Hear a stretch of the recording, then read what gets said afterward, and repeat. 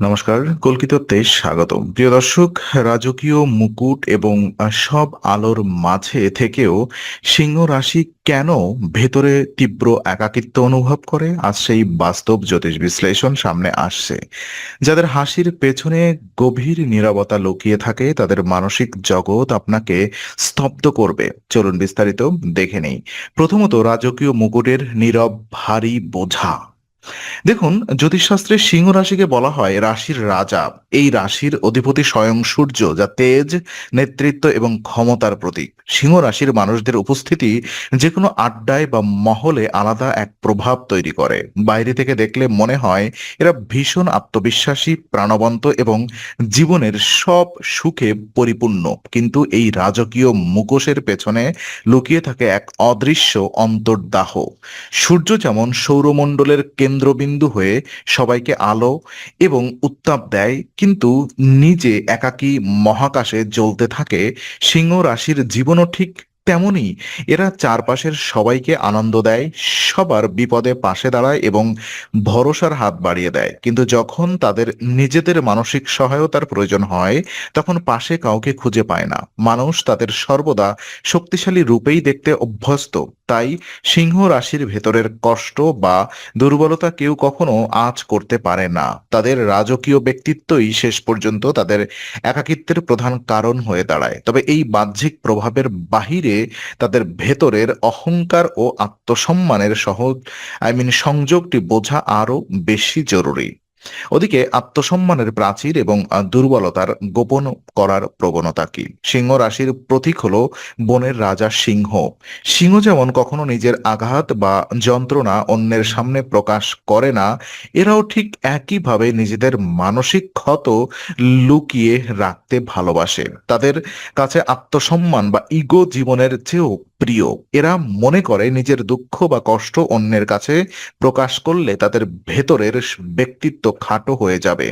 কোনো কঠিন পরিস্থিতির মধ্যে দিয়ে গেলেও এরা হাসি মুখে পরিস্থিতি সামলে নেওয়ার অভিনয় করে। কেউ যদি জানতেও চায় যে তারা কেন আছে অথবা কেমন আছে, কোথায় আছে, সিংহ রাশির স্বভাব সুলভ ভঙ্গিতে উত্তর দেবে যে সব ঠিক আছে। এই আত্মসম্মানের প্রাচীর তাদের চারপাশের মানুষ থেকে মানসিকভাবে দূরে সরিয়ে দেয়। এরা কাউকে বিশ্বাস করে নিজেদের মন খুলে বলতে পারে না, পাছে কেউ তাদের দুর্বল ভেবে বসে। ফলে চারপাশে শত শত শুভাকাঙ্ক্ষী থাকা সত্ত্বেও হৃদয়ের গভীরে জমে থাকা যন্ত্রণার কথা কাউকে বলা হয় না। এই নীরব অভিনয়ই দিন শেষে তাদের এক নিঃসঙ্গ জগতের বাসিন্দা বানিয়ে দেয়। কিন্তু কেবল আত্মসম্মান নয়, মানুষের প্রতি তাদের অতিরিক্ত প্রত্যাশাও এই মনস্তাত্ত্বিক দূরত্ব তৈরি করে। আর প্রতিদানহীন ভালোবাসা এবং অতিরিক্ত প্রত্যাশার আঘাত। সিংহ রাশি হলো অগ্নি উৎপাদনের রাশি, তাই এদের ভালোবাসা, আবেগ এবং প্রতিশ্রুতি অত্যন্ত তীব্র হয়। এরা যাদের ভালোবাসে বা আপন মনে করে, তাদের জন্য নিজের সবকিছু উজাড় করে দিতে পারে, কোনো প্রতিদানের আশা না করেই। এরা অন্যের জীবনে আলো ছড়িয়ে দেয়। কিন্তু অবচেতন মনে এরাও তো মানুষ, তাই এরাও প্রত্যাশা করে যে অন্যরাও তাদের একইভাবে ভালোবাসুক, সম্মান দিক এবং ছোট ছোট অনুভূতিগুলো যত্ন নিক। কিন্তু বাস্তবতায় দেখা যায় বেশিরভাগ মানুষ সিংহ রাশির এই বিশাল হৃদয়কে সহজভাবে ধরে নেয়। যখন এরা নিজের উজাড় করে দেওয়া ভালোবাসার বিপরীতে অবহেলা বা শীতল প্রতিক্রিয়া পায়, তখন এরা ভেতরে ভেতরে ভীষণভাবে ভেঙে পড়ে। এরা মুখে কিছু বলে না বা ঝগড়া করে না, কেবল নিঃশব্দে এক ধাপ পিছিয়ে আসে। প্রিয় মানুষের এই অসচেতন আচরণ এদের হৃদয়ে গভীর একাকিত্বের জন্ম দেয়। এরা বুঝতে পারে যে তারা যেভাবে বিশ্বস্ততা দিতে জানে, পৃথিবী তাদের সেভাবে ফিরিয়ে দিতে পারে না। তবে এই প্রত্যাশার আঘাতের পর কিভাবে এদের ভেতরের সুরক্ষা বলয় তৈরি হয় তা জানা অত্যন্ত দরকার।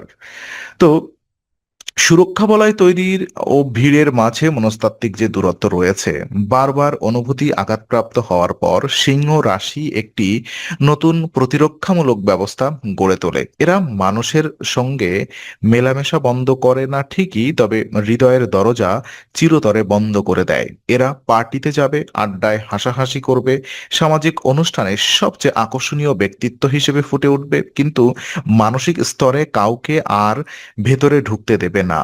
জ্যোতিষীয় বিচারে এইটি হলো সিংহ রাশির আত্মরক্ষার এক অনন্য কৌশল। এরা ভিড়ের মাঝে থেকেও নিজেদের একটি নিজস্ব জগৎ বানিয়ে নেয়, যেখানে অন্য কারোর প্রবেশাধিকার নেই। বাইরে থেকে তাদের দেখে মনে হবে এরা সবার সঙ্গে মিশছে, কিন্তু প্রকৃতপক্ষে এরা অতি সূক্ষ্ম একটি মনস্তাত্ত্বিক দূরত্ব বজায় রাখছে।